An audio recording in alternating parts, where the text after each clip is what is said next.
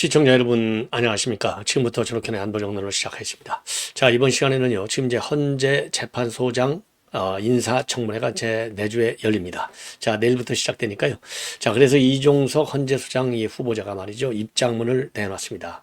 한마디로 인해서 윤석열 대통령하고는 대학 동기인데 이 헌재 운영에 전혀 영향이 없도록 하겠다라는 입장을 내놨고요. 자, 왜냐하면 야당에서 이제 그걸 문제시하고 있지 않습니까? 그 다음에 하나는요, 지금 이제 이주서희가 신당을 만들기 위해서 그야말로 이제 여기저기 뛰어다니면서 뭐 이런저런 얘기를 많이 하고 있는데, 이러한 가운데 천하용인 4명이 모였어요. 자, 그래서 지금 우리 국민의힘에서도 신당 참여 인사가 있다, 이렇게 이제 얘기를 했지 않습니까? 그러다 보니까 이제 현역 국회의원 중에서 맨 먼저 지금 이제 참여할 수 있는 인물이 누군가, 이제 물적 증거가 나타나는 것이 아닌가 생각이 들어요. 자, 그래서 허은하 의원이 여기에 참여하지 않을까라고 생각하는 것은 지극히 당연한 수순이 아니겠나, 이런 생각이 들고요.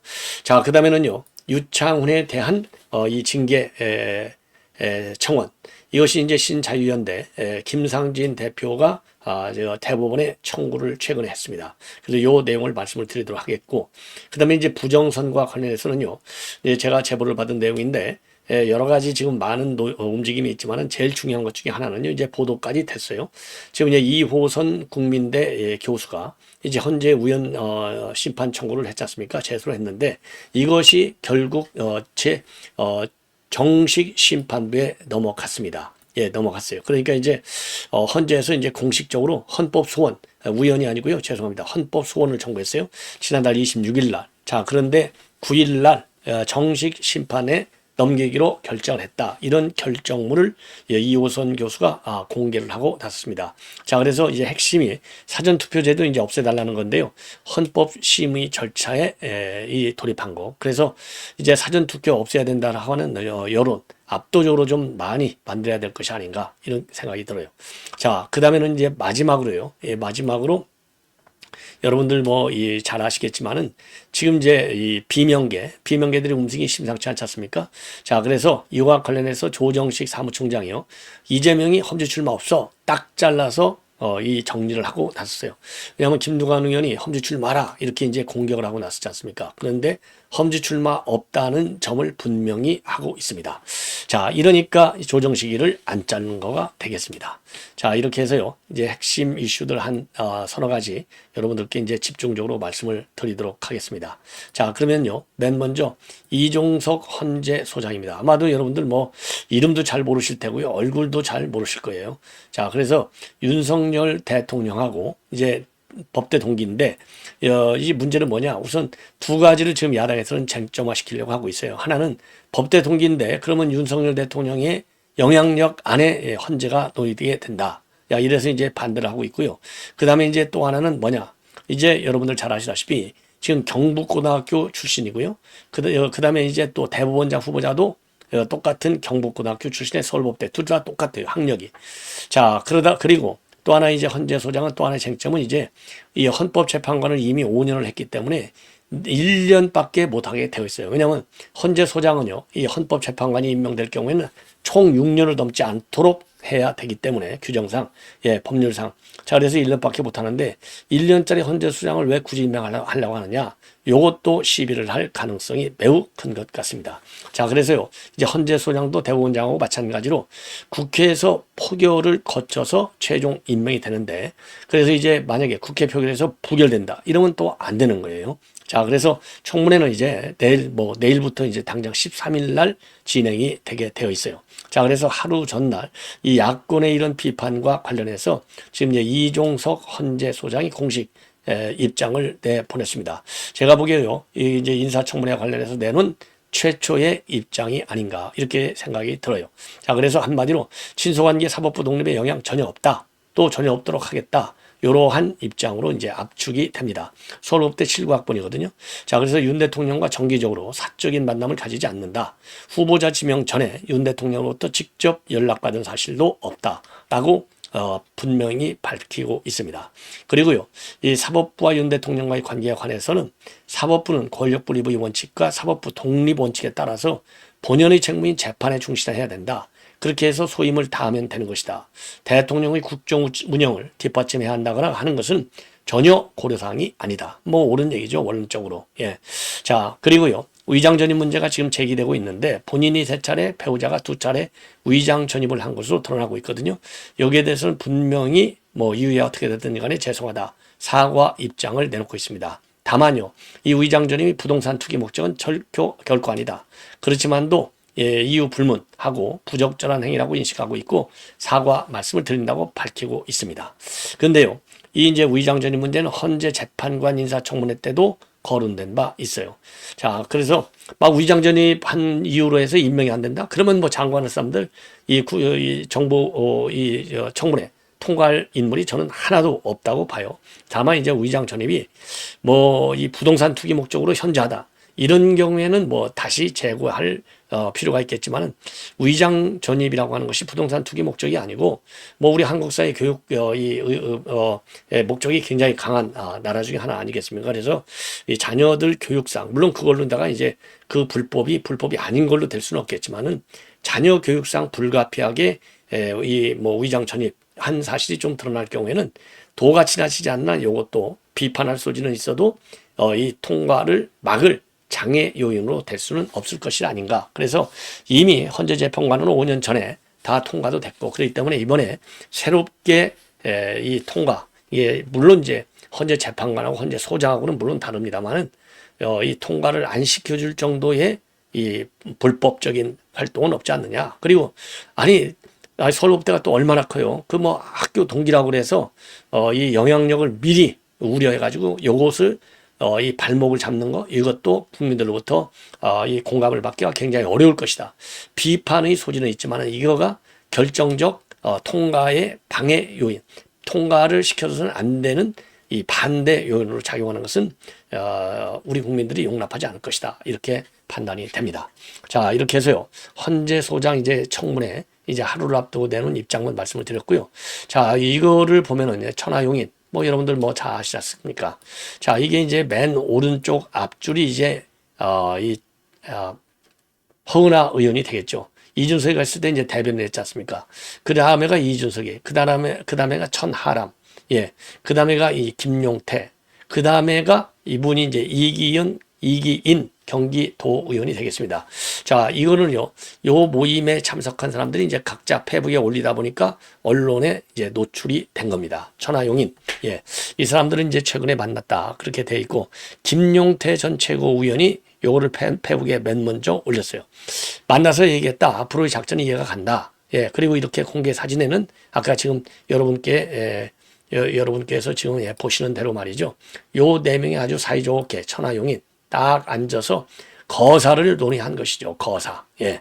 자, 그러니까 지금 이제 허은하 의원이 국민의힘 현역 의원제에서 신당에 참여할 1호 인물이 되지 않을까 이런 추론이 나오는 거예요.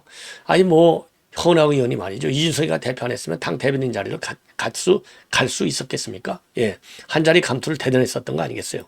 자, 그 다음에 이제 아까 말씀드린 대로 그래서 천하람, 그 다음에 허은하, 그 다음에 이긴도 의원 이런 분들도 김용태하고 비슷한 시간에 페북에 글을 일제히 올렸어요. 그래서 천하람 의원장 같은 경우는요. 여러 갈래의 길이 있을 때는 항상 국민을 보고 가야 합니다. 그리고 이제 허은하 의원은 그때 그 각오, 그때 그 마음으로 이렇게 얘기를 했어요. 그리고 또 이긴도 의원의 경우에는요. 존 F 케네디 미국 대통령 연설을 이용해서 인용을 해가지고요. 그것이 쉬워서가 아니라 어렵기 때문에 하는 것이다. 이 얘기는요. 뭐냐. 지금 이준석이가 뭐라고 그랬어요? 대구에서 신당을 만들고 대구에 출마하는 것은 그게 쉬워서가 아니라 어려운 일이기 때문에 내가 도전하겠다. 그렇게 얘기했지 않습니까? 그래서 이긴도 의원은 아주 시종일관 아주 그냥 이준석 시즌2 이런 발언을 하고 있는 것 같습니다. 자, 그리고요. 이준석 신당이 이렇게 이제 가시화되는 이런 지금 과정에 있지 않습니까? 그러다 보니까 이 천하용인 이 사람들도 틀림없이 여기에 당연히 물론 천하람 같은 경우는 내가 지금 생각해 보겠다. 현재로서는 별로 거기에 합류하고 싶지 않다. 이런 얘기는 했지만 여기서도 이제 분위기를 보는 것이죠. 예컨대 이제 여론에서 신당에 대한 지지론이 이제 상당히 크다. 이렇게 할 경우에는 천하용인이 맨 먼저 거기에 이제 이 수저를 하나 딱 올려놓고 합류를 선언할 것이 아닌가. 이런 생각이 듭니다. 예. 자, 이번에는 말이죠. 이제 유창훈 판사에 대한 이 신자유연대의 징계 청원서를 말씀을 드리겠습니다. 자, 이 징계 청원서 이제 최근에 이제 신자유연대 김상진 대표가 대법원에 이거를 제출했어요. 징계 청원서. 뭐냐? 핵심. 이미 이제 영장 기각했지 않습니까? 자, 그래서 인신 구속 사무 처리 예규를 위반했다 이겁니다. 쉽게 얘기해서.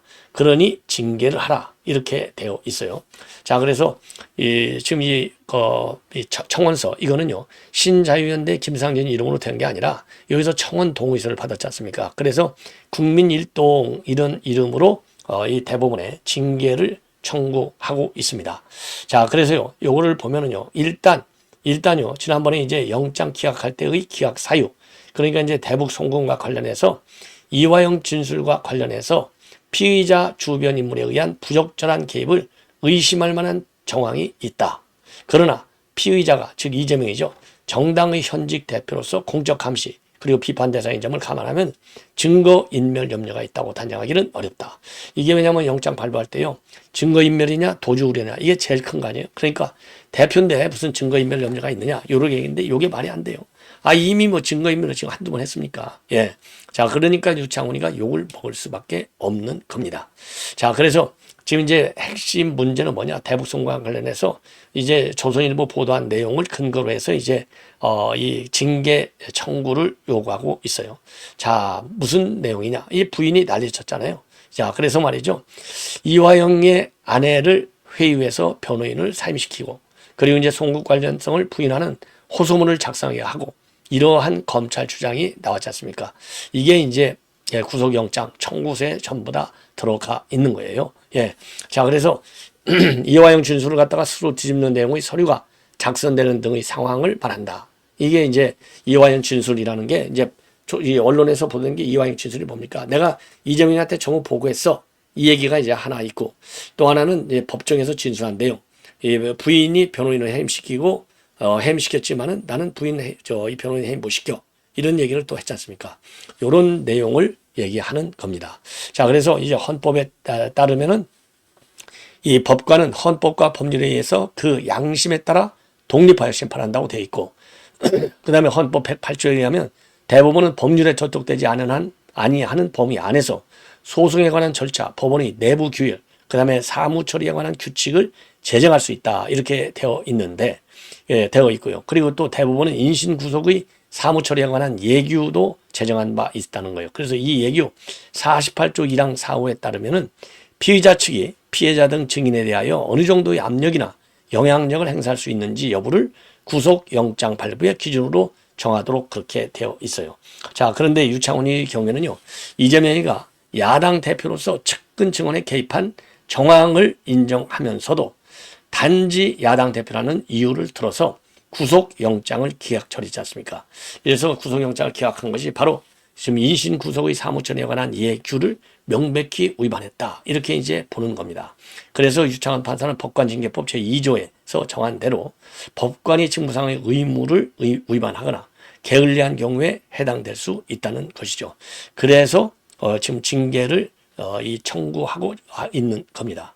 자, 그래서 이제 특히 말이죠. 향후 인신구속의 사무처리에 관한 예규가 제대로 집행되는지 여부에 대해서 대법원장의 직무 감사를 실시하라. 그리고 전수조사와 근본도 대책 마련을 촉구한다. 이런 입장문을 내놨습니다. 뭐 하나같이 옳은 얘기죠. 예. 뭐 여기 뺄 말도 없고 더할 말도 없어요. 예. 그 다음에 이제 유창훈이가 이제 이 정도 되면 유창훈이 그 인적상 한번 참고적으로 이렇게 말씀을 드리겠는데요. 뭐 인적상이야 이미 뭐 대전고등학교 나오고 서울대 나왔다. 이제 이 정도 이제 아시면 될 것 같고요. 그 다음에 이제 유창훈이의 그래도 여러분들 궁금하시잖아요. 얼굴이라도 한번 봐야 되지 않겠습니까? 얼굴. 예. 요렇게 생겼어요. 얼굴. 예. 이 정도 하고요. 그 다음에 이제 부정선거와 관련해서 지금 우리 정교모 사무총장이에요. 이호선 교수인데요. 이 이호선 교수가 지금 이 사무총장을 국민대에서 지금 맡고 있습니다. 자, 근데 이분이요, 이 정교모의 또 사무총장직도 맡고 있어요. 그래서 이 정교모에서도 말이죠, 이미 이제 이러한 그 입장을 내보인 바 있어요. 예. 자, 그래서 이제 지금 말씀드리고 싶은 것은 이호선 교수가 최근에 말이죠. 이 부정선거와 관련해서 헌법 소원을 청구한 바 있습니다. 헌법 소원. 예.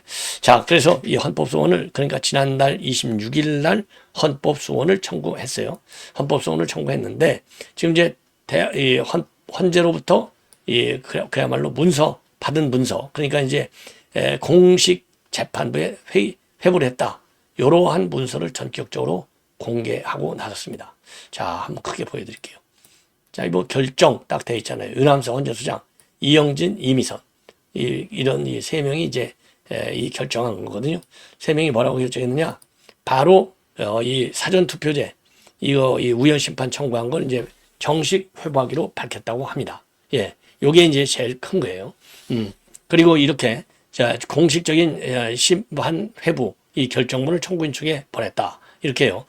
이 정경무에 조성한 공동 대표가 입장을 밝히고 있는 겁니다. 자, 그래서 요게 말이죠. 이게 이제 사전 투표 아예 없애버리자는 거거든요.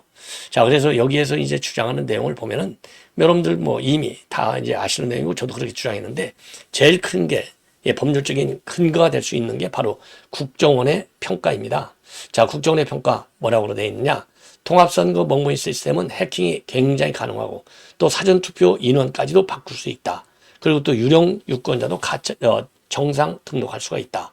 자, 그리고요 투표용지에 이 청인 그러니까 선관위원장, 위원장, 도장 이거죠. 예, 기관장. 그 다음에 사인 파일을 이거를 전부 다 훔칠 수 있다. 이런 이제 위험성을 지적하고 있는 겁니다. 그래서 국가기관이 공식적으로 사전투표의 기술적 위험성을 확인한 것만으로도 유권자는 주권자의 권리와 행복을 추구할 권리를 침해받고 있는 것이다. 이렇게 입장을 밝히고요.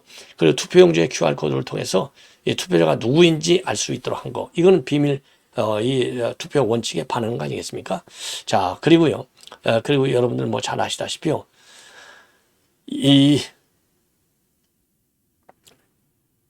이번에 그러니까 이제 국정원에서 발표한 내용대로 이제 그 투표가 정말 그런 가짜 투표가 가능한지 오늘 이제 이번에 그러니까요. 이제 어제 집회가 열렸는데 여기에서도 요 시연이 있었어요. 자, 이걸 보면은 이거 사전 투표를 빨리 없애야 된다. 여기에 이론을 제기할 사람은 아무도 없는 것 같습니다. 자, 그래서요, 이제 요 사전 투표제를 없애야 된다. 요 문서까지 이렇게 유남석 해갖고 이게 이제 11월 7일 날 바로 이제 지난주죠. 지난주일 날 이 문서까지 받았습니다. 자, 그래서 이 사전 투표가 이제 왜 부정선거 요인이 많으냐? 이거는 우선 기술적으로 본다면 국정원에서 공식적으로 발표를 했지 않습니까? 얼마든지 부정선거가 가능하다. 이렇게 이제 밝혔기 때문에 이 사전 투표의 위험성이 여기저기서 많이 제기되고 있는 겁니다. 예. 자, 그리고요. 그리고 이렇게 그 사전 투표를 없애지 않는 거. 그러니까 국가기관이 공식적으로 사전투표의 기술적 위험성을 확인한 것만으로도 유권자는 주권자의 권리와 행복을 추구할 권리를 침해받고 있는 거예요. 자, 이런 점에서도 지금 이호선 교수가 이거를 대대적으로 이제 헌법 소원을 낸 이유가 되는 겁니다. 자, 그래서요, 지금 이제 조금 전에도 말씀을 드린 대로 이거 사전투표는 무조건적으로 말이죠. 내년 봄부터는 완전히 이 제도를 폐지시키는 길만이 가장 큰 부정선거를 막는 가장 큰 요인이 되지 않을까 이렇게 생각이 듭니다. 자, 이렇게 해서요 본 방송은 마치도록 하겠고 계속되는 저희 방송 많은 시청을 부탁드리겠습니다. 대단히 고맙습니다.